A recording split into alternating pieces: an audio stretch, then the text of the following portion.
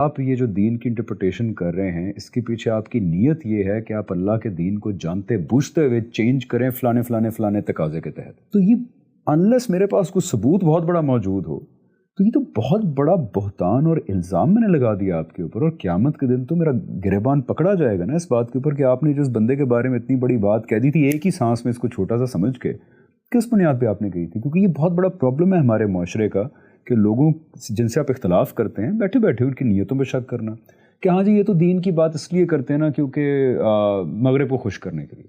آپ نے ایک سیکنڈ کا سینٹنس بول دیا, لیکن اس ایک سیکنڈ کے سینٹنس کے اندر کتنا بڑا الزام آپ نے لگا دیا جس کا قیامت کے دن آپ سے پوچھا جائے گا.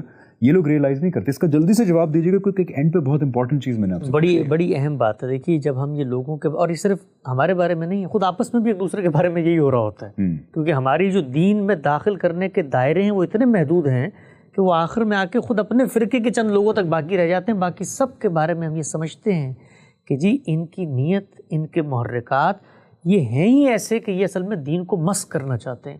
تو یہ اتنی بڑی گمراہی ہے. لوگ عام طور پہ یہ سمجھتے ہیں کہ ایمان کا تقاضا یہ ہے کہ ہم لوگوں کو گمراہ کہیں. یہ خود بات اپنی ذات میں اتنی بڑی گمراہی ہے کہ سارے کے سارے اعمال اس کے نتیجے میں ہبط ہو جائیں گے. کہ میں اگر اللہ کے بارے میں ایک دعویٰ کر رہا ہوں اور مجھے اس کا علم ہی نہیں, تو اللہ تعالیٰ ہم سب کو اس سے محفوظ رکھے. ہم کبھی بھی نہ اپنے بارے میں, نہ اپنے اسلاف کے بارے میں, نہ اپنے بزرگوں کے بارے میں, کسی کے بارے میں یہ رائے نہیں رکھتے کہ جی ان کی نیت, ان کے محرکات میں یہ خرابی تھی. نہیں, ہم ان کو مسلمان سمجھتے ہیں, وہ ہمیں مسلمان سمجھیں.